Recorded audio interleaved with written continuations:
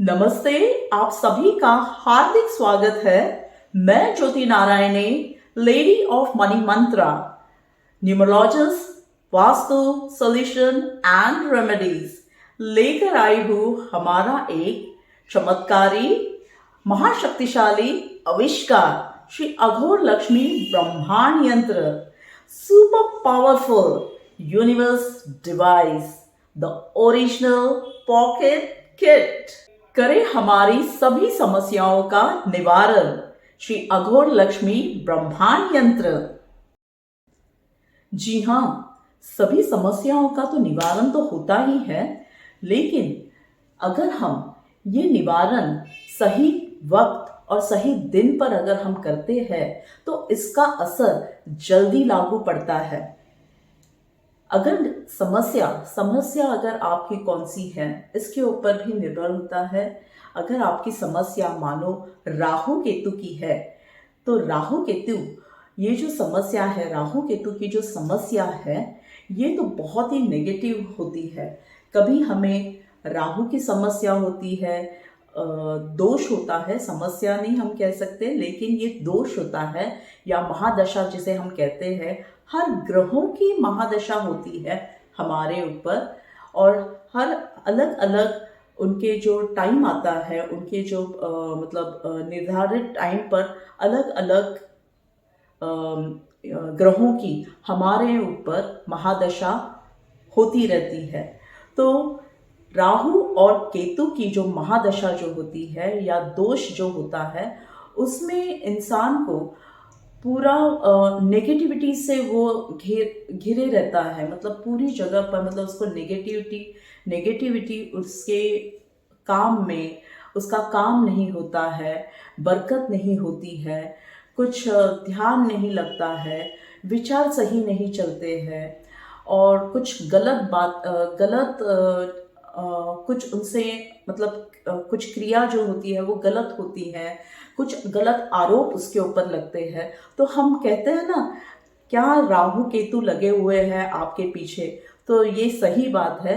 राहु केतु की अगर आप पर कुछ दोष है तो ये राहु केतु का जो दोष है, इसका निवारण हम कर सकते हैं। लेकिन कभी कर सकते हैं? जी हाँ, अभी नाग पंचमी आ रही है, तो नाग पंचमी के दिन आप ये प्रयोग कर सकते हो।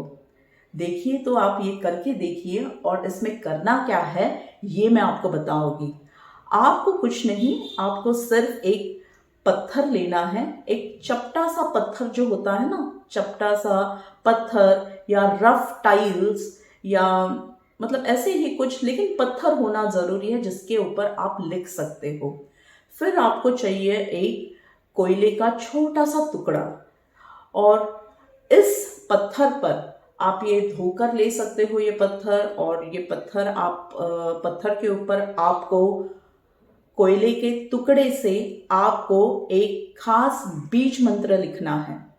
और ये जो बीज मंत्र है वो है ब्रह्म। जी हाँ, ब्रह्म।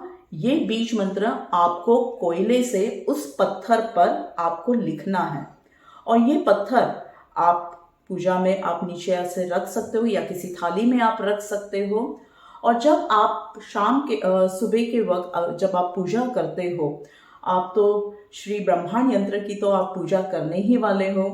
तो आप जब पूजा करते हो, तो जब वो पूजा आपकी खत्म हो जाती है श्री ब्रह्मांड यंत्र की, उसके बाद आप ये पत्थर की आप तैयारी कीजिए और ये पत्थर सामने रखिए। कोयले से आपको ब्रह्म, ये बीज मंत्र उस पत्थर पर लिखना है, और वो पत्थर आप सामने रखिए।